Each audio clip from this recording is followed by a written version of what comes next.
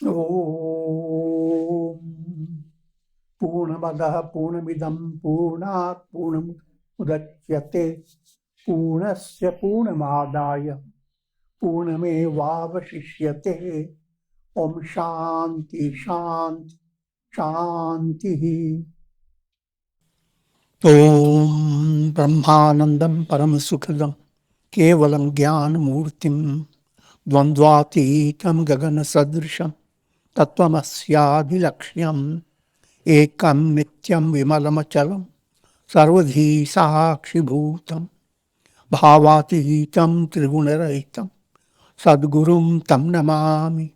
Om. Adorations to Sadguru, who is Brahman, the giver of supreme bliss, embodiment of pure consciousness, one without a second, vast as the ether, infinite, eternal, beyond the three gunas and their modifications, the supreme preceptor. Yoga Vasistha, Utpatti Prakarana, and we are in the section 113. The topic is insight into the role of vasanas, subtle desires, just to have a general understanding. For attaining enlightenment, three obstacles have to be removed: mala, vikshepa, and avarana. Mala is gross impurity, anger, hate, greed. Gross is that which you can get touched by it, can get involved, like mud. This is called mala, malo.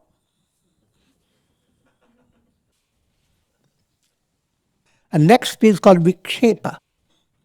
The source of mala lies in vikshepa. Vikshepa means subtle desires that keep the mind constantly distracted. You never know what your goal is. You don't know where your head is. Even Ravana had itch in his head. He didn't know which head he has to go through. 10 heads, 20 arms.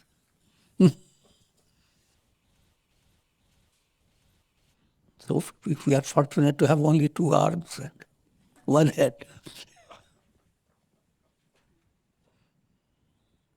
And this cause of vikshepa is avidya, ignorance, called avarana, that veils. For very easy understanding, always remember the simile of seeing your face in a mirror. You have 3 troubles in seeing your face. If the mirror is dusty, no matter how glaring you are to look into your nose, you can't see anything. That mala is removed by karma yoga. Karma you are doing all the time. But yoga means try to have a sensitive purpose behind the performance of your duties. That purpose is not for you to just become rich and stay in the world comfortably. The purpose is how to attain enlightenment, not so that you don't come back to the world again, and to have perfect fulfillment.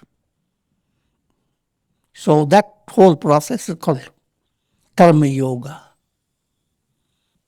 In simpler terms, it is serve with love. Now, as mala is removed, and now you can begin to see your face. You must realize you have not seen your face for a long, long time.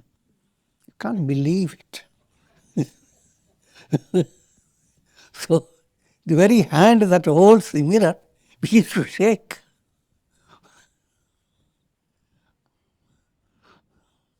So, you can't figure out who you are. First, you are dazzled of so many. face is bursting out in so many faces. So, simple solution, hold the mirror steady.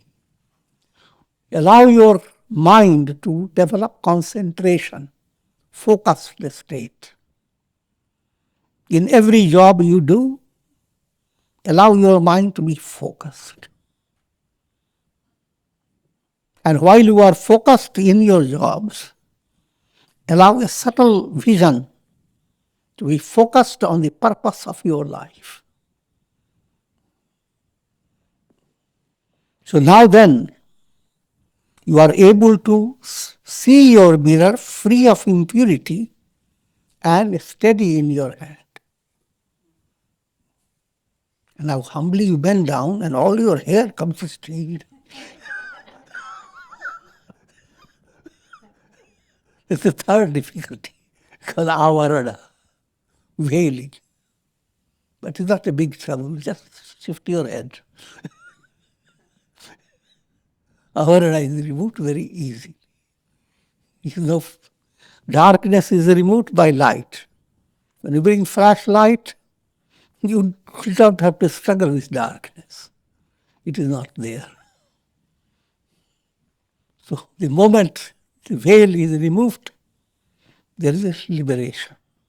That removal is called jnana, jnana yoga. Holding the mirror steady, that's called dhyana yoga. And holding the mirror steady has dhyana and bhakti both blended, known as upasana. Karma, upasana, and jnana. And these three become extended into karma, bhakti, jnana, and jnana. And they become the four sons of King Dasharatha: Shatrughna, Bharata, Lakshmana, Ram, with the same matching. Shatrughna, Karma Yoga; Bharata, Bhakti Yoga; Lakshmana, Dhyana Yoga; Rama, Dhyana Yoga.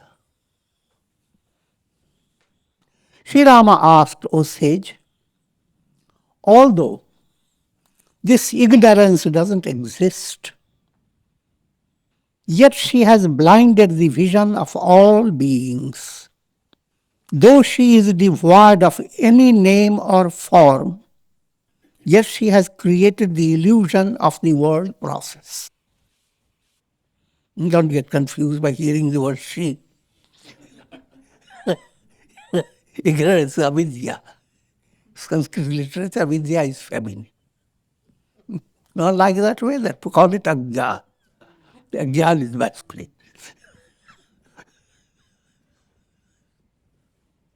And it's just allegorical. It is highly regrettable that this essenceless avidya has filled the lives of all beings with darkness. It's another point to handle. And two things you have to remember to handle that. One, when you go to deep sleep, all things move away from you. All your history of, all your understanding of time and its immensity of time, how long it took for the Earth planet to be formed, how much time is involved in all those stars, how much time it takes for certain star that continue to shine before your eyes while the star itself is not there. So all the immensity of time, immensity of space, countless experiences and memories, and all that moves away from you when you are in deep sleep. And it becomes sahaj, absolutely so spontaneous. Otherwise, it's a very big trouble. You are told Ignore the world. Negate it. Now start counting your negation. Okay, I'm not the body. Well, what are the prana? Go counting, negating it. But then what about so many lives I have lived about? And so many lives are coming. So your counting process is very stressful. When you sleep, spontaneous, saj. Try to understand. Vichar, while you're studying Vedanta, you are trying to bring into your intellect. That stage is stressful. That's not saj. You have to exercise a lot of attention, a lot of figuring out. But when you have gained a proper qualification and you are moving with integral yoga in your life, it becomes spontaneous. The awareness, I am Brahman, not something that you have to fight with, something to show your muscle, or something you have to do to show your heroism. It is soft, going like a sleep. Leaping into sleep. And that leaping is a progressive movement in your personality. And another way to come to another level, a process of sweet surrender. As bhakti enters, karma purifies your heart, and as bhakti enters, now the same world you lived in with so much stress, now when you softly look into the eyes of God, I'm joking, but not joking actually, allegorical, as you begin to relate yourself to God and relate your creation as God's creation, now something happens. You face the world in a spontaneous way, just like a tree faces. So many changes occur in it. Every change that occurs in the tree has a tremendous, enormous things have to happen if the tree has to bring a bud. Don't believe in me? Study biology. And for the bud to become blossom, and for the blossom to turn to invite bees, and all the details. But all this, you don't hear from the tree all the agony of life. That's spontaneous. But while I'm saying it so quickly, that's your goal. It's not. It needs your sustained movement with tremendous faith, patience, and nourished by satsanga. You can gradually go on going into that ideal state of experiencing self-effacement in a very spontaneous manner. But while the self is being effaced, big self goes on showing its face.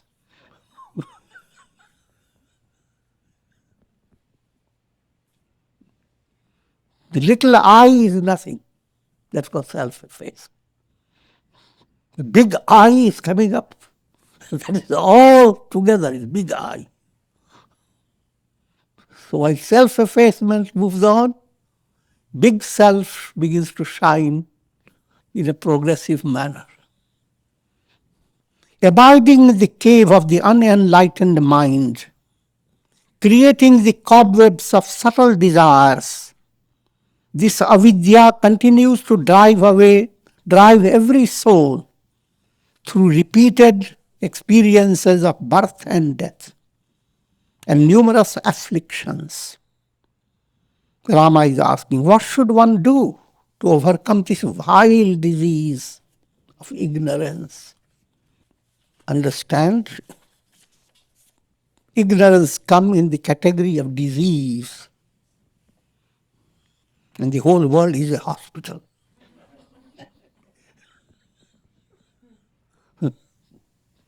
Gives hospitality to all souls.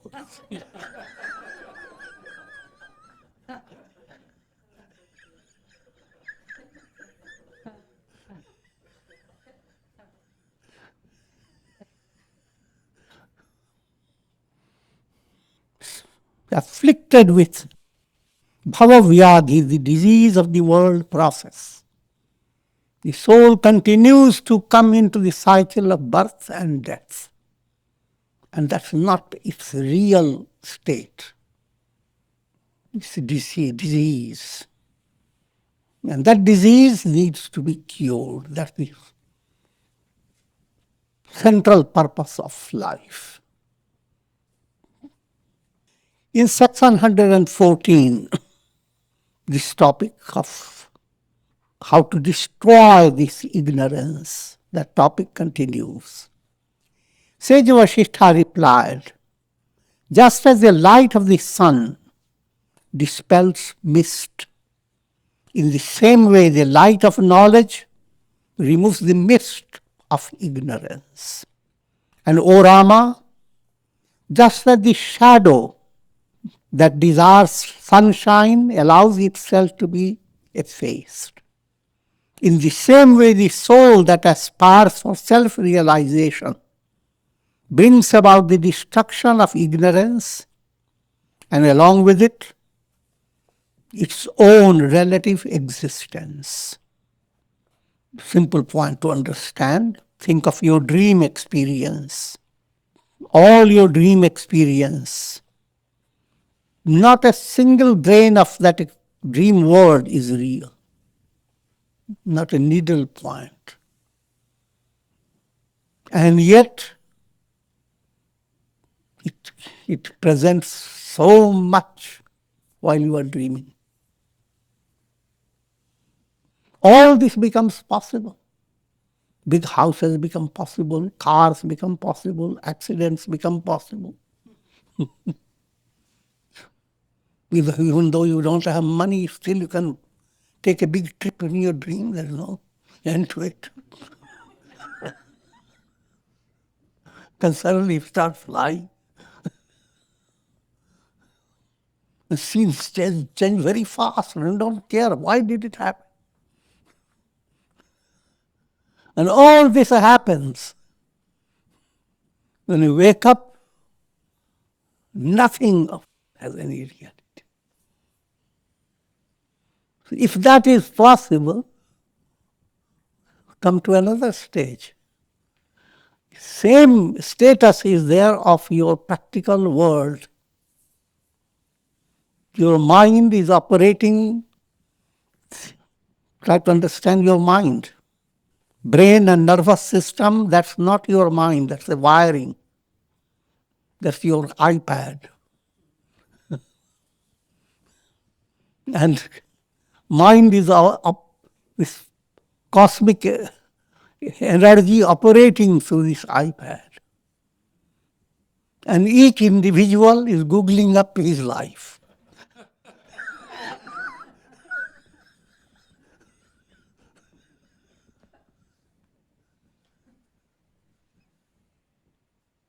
That's all to it. It's not a joke.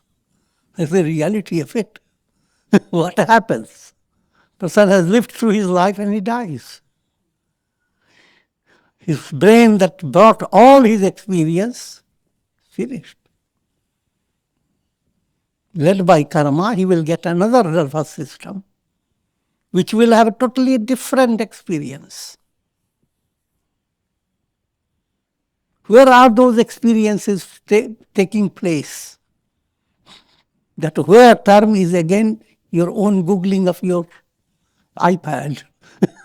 In other words, even that concept is illusory. So even they're going into a big detail. What was I in previous birth? And if I were to incarnate, where will I be? And how long will it take for me between death and reincarnation? We will go through all these, and there are, of course, there are answers to it, matching up to different levels. But the advanced understanding, time and space are illusory. So, if you describe anything in the terms of time, you are making a big error. Time and space. When you go to sleep, what happens to time and space? Time and space are just illusions, mirage, created by your conditioned mind. And when you are to develop high state of spiritual advancement, in spite of all the time, space world, you enter into serenity. Serenity sneaks into your personality, opening the door to enlightenment. So much so that you can always be untouched by this world. If that state comes, that's called enlightenment. Ignorance reveals itself through desires for objects of the world. Atmanastu kamaya sarvam priyam bhavati. Basic instinct in every soul is to discover, to realize, who am I?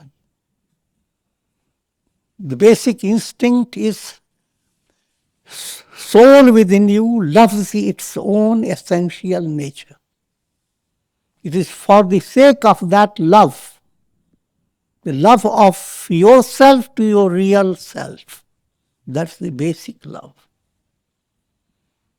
But not knowing how to love your own self, how this self should discover its reality.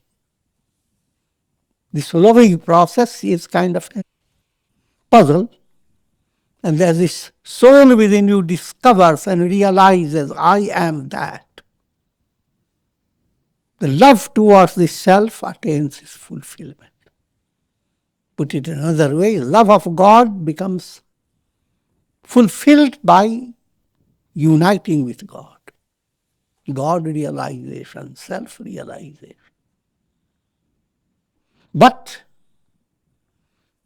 that's that which is intrinsic, and it is ever-present reality. The mind being restricted, it creates a totally different phenomenon. Our mind creates the illusion of time, space, causation. The illusion that you are going to be happy if you find a settled state, if you find objects of your desire. And your mind, now led by its vasanas, creates, every individual has a whole story about. Every individual is like a whole world. Things that you like and the way you think, the way you write your poems, etc. Totally different, each individual. So every individual has created a vast world led by his mind. And all this for what? For the sake of the self.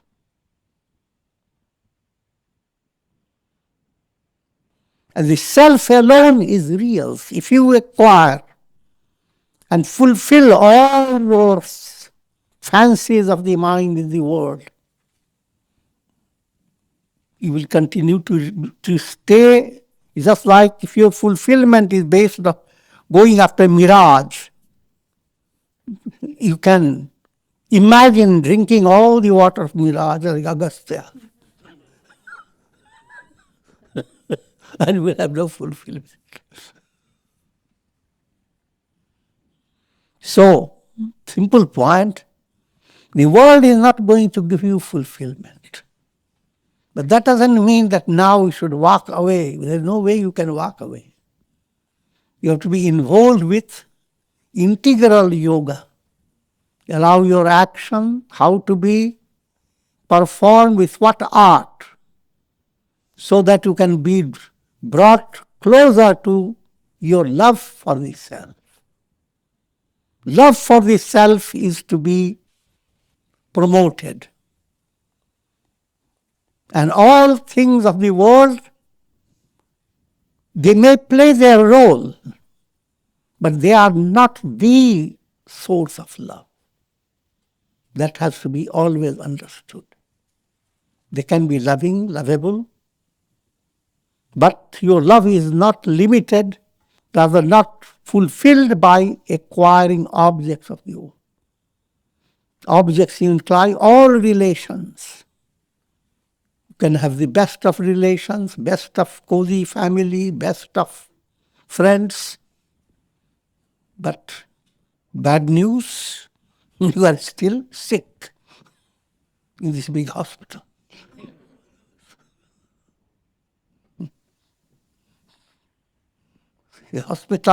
Hospitalized near and dear ones, you have to figure out what I mean.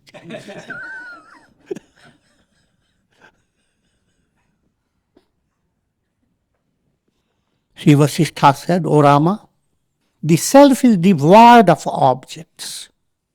All this world that you go after, nothing really is of any substantial fulfillment for it.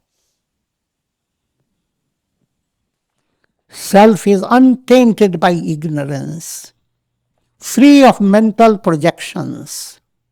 Think of the screen, how it brings out so many stories, pathetic and pleasant, and people are so engrossed in it. But the screen remains untouched. In the same way, consciousness within you is the screen.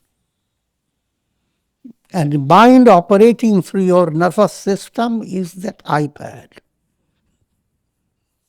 The iPad projections go on the screen of your TV or your whichever, your office equipment. The screen remains untouched.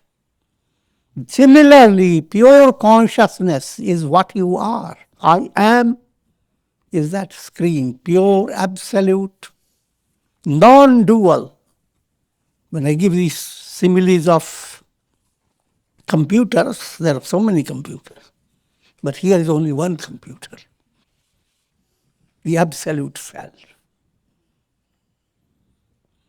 So how can that absolute self be described? How can you bring the screen in the realm of projections? You are watching the cinema show and suddenly you ask, what is the reality behind all this show? I say, the screen. But tell me, where is that screen? You watch in the projections. Screen is everywhere, but you can't see it. If you locate the screen in the projection, that's not the reality.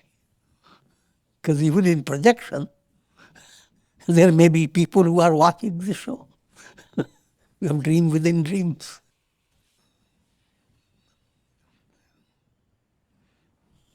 In brief, absolute self is indescribable.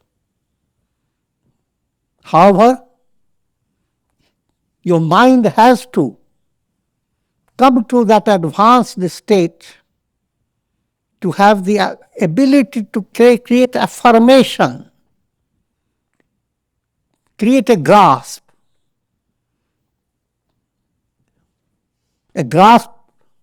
of reality that goes beyond all this. In other words, you don't know what reality is, but you know the simple theory that mind goes on projecting upon it.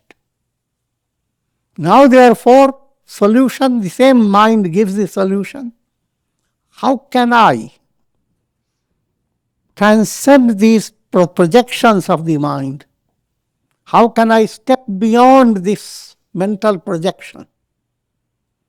That question again creates another set of projections for your mind. Mind begins to develop subtle insights that begins to show your practical world in the form of layers of illusion. You peel off one illusion, there is another illusion. Peel another. So it's peeling or process appeals to your soul.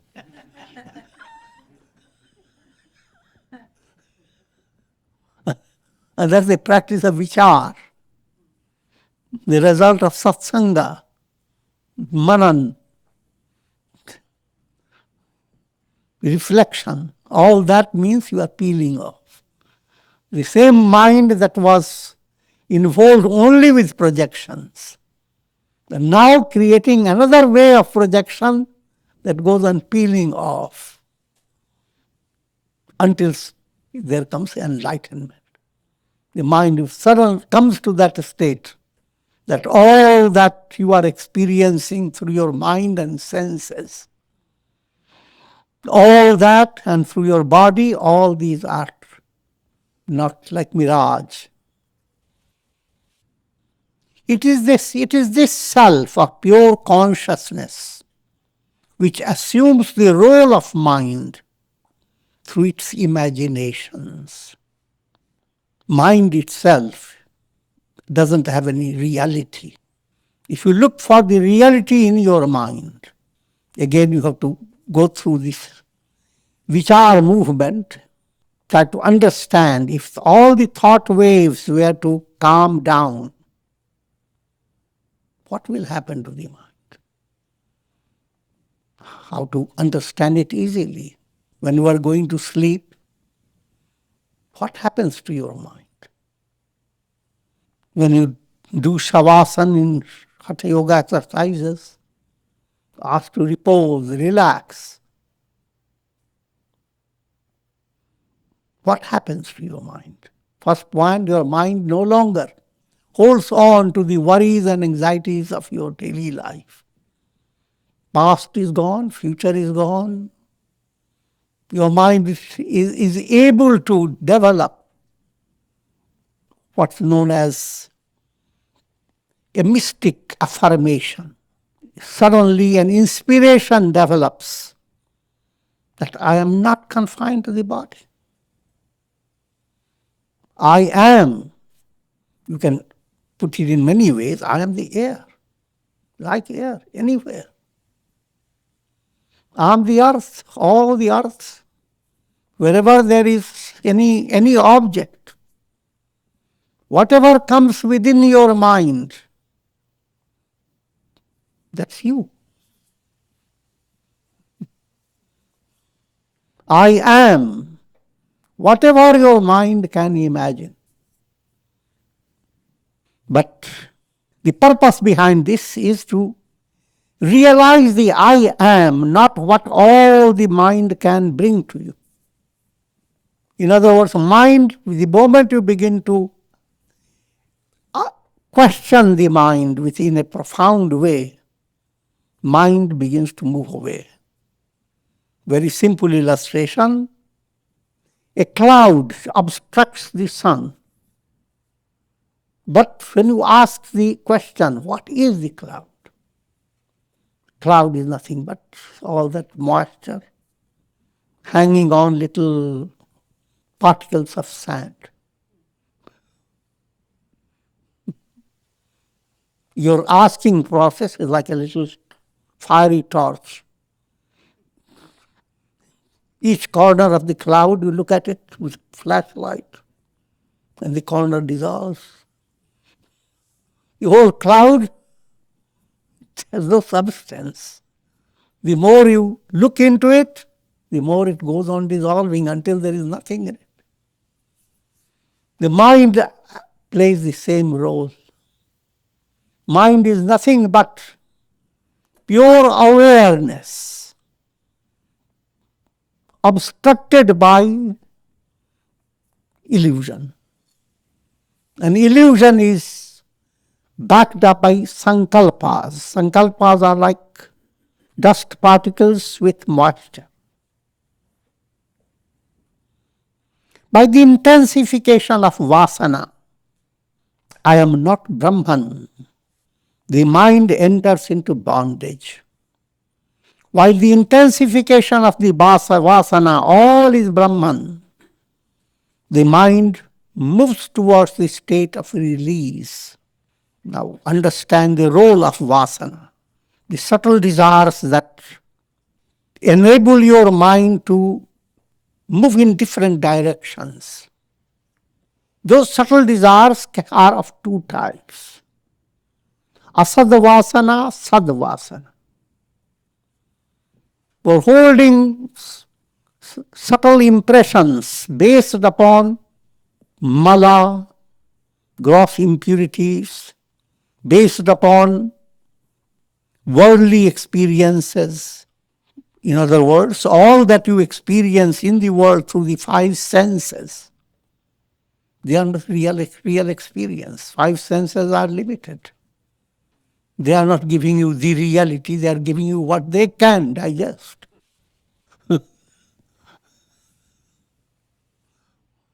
So you are never receiving the impressions of reality. You are receiving always impressions of appearance, of Maya. Now, with this practice of integral yoga in your life, you reverse the process. You begin to create samskaras based upon purity of heart. Purity of heart brings in revelations of truth in different stages. In other words, you have been constantly angry and your samskaras are based on anger. Now, through sadhana, you begin to enjoy the samskaras based on love. Samskara based on love, as begin to enter the mind, the samskara based on anger runs away. Asadvasana is vasanas generated in your mind on the basis of ignorance. They don't have power. But if you don't have enlightenment, you don't have a movement towards God, then they have amazing power. They are nishacharas, demons. And there is no end to their power. But what's good news is that you don't have to create muscles like nishacharas, like demons. All that you have to do is to become luminous, light. Bring light in your heart. And all the demoniac forces, look at them with the luminous eyes, and they don't exist. The question of fighting against them, driving them out, doesn't arise.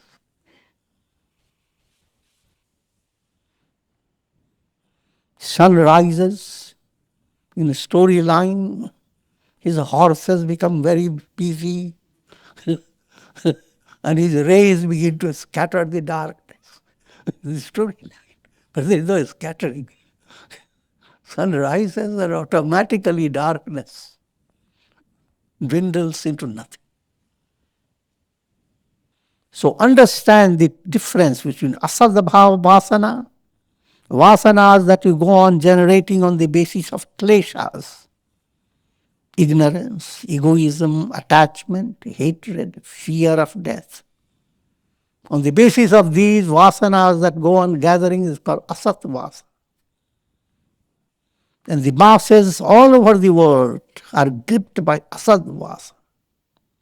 Therefore, the big solution for all people is come to satsanga. Satsanga opens the door for satvasana, sadvasana. And sadvasana, no matter how little, its power is immense. Light versus darkness. Sadvasanas in this scripture, if you come to meditate upon I am Brahman, all this is Brahman. If all the vichar that is leading you to that realization is satvasana process. While the thoughts, I am this miserable body, I am miserable, fettered by karmas, I possess rheumatic hands, swollen feet, I have a spicy.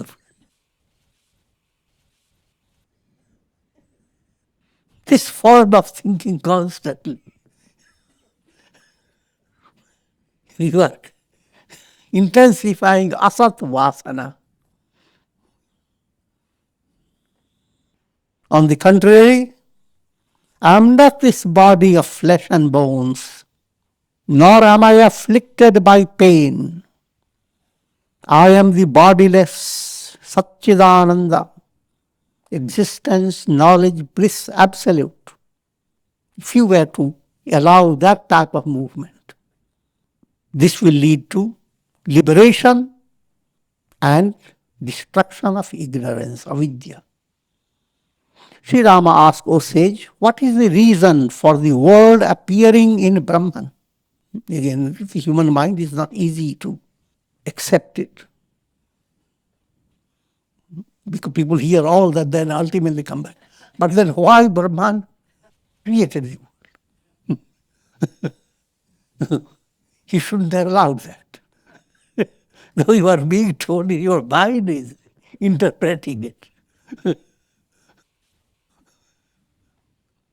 It's like, look up to the sky. I say, why did Brahman leave it free?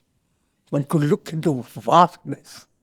Why did they put a sky over it and painted it?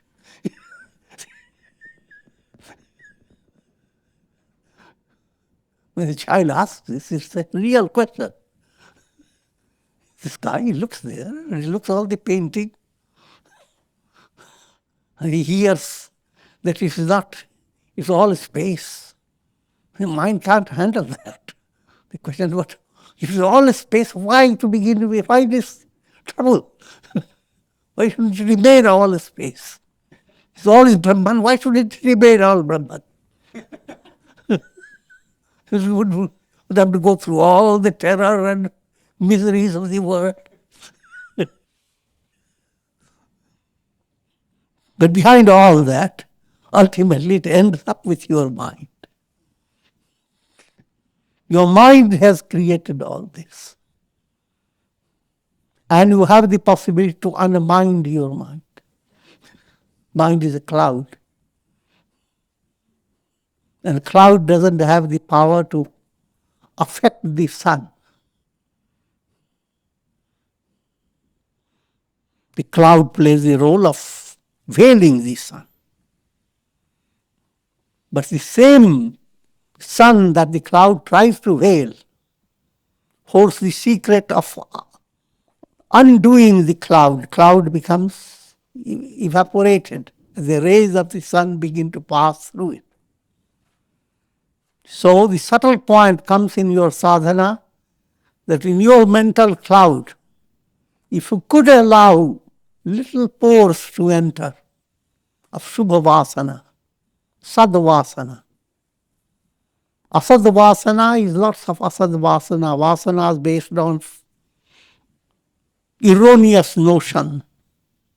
Lots of them. Don't go after their quantity. Go after bringing Satvasana. Satvasana means you are not creating anything, but letting a little thread of light entering into the cloud. Little thread, a little ray of light. And one day comes, the end of that cloud. Because nothing in the cloud will not stay quiet. It wants to have more and more. Every ray that comes in the cloud, think of in an allegorical way, if cloud is a kind of personality, and now the cloud begins to see itself. Oh, how great am I? How big am I? More rays. Oh, I'm colored. 7 colors are there. More rays. Now that type of cloud wants to be more and more illumined until it begins to be effaced. That's the process of attaining enlightenment. That's the sadvasana process. Letting the light in. Otherwise, you are doing in asatvasana process. Letting more and more negative news enter your mind. Things you never imagined so ugly, and now you are amazed that there are uglier things. And you go on packing up the mind with that. So you have only 2 choices. And with this, I'm going to conclude. Om Triambakam Yajamahe Sugandhim Pushti Vardhanam Urvarupma Bandhanan Mrityor Mukshyamamritat. Om Triambakam Yajamahe Sugandhim Pushti Vardhanam Urvarupma Bandhanan Mrityor Mukshyamamritat. Sarve Bhavantu Sukhina Sarve Santu Niramaya Sarve Bhadrani Pashyantu Ma Kashchid Dukha Bhag Bhavet Asato Ma Sadgamaya Tamaso Ma Jyotirgamaya Mrityor Ma Mritam Gamaya Om Purnamadaha Purnamidam Purnat Purnamudachyate Purnasya Purnamadaya Purnameva Vashishyate Om Shanti Shanti Shanti. Om Hari Om.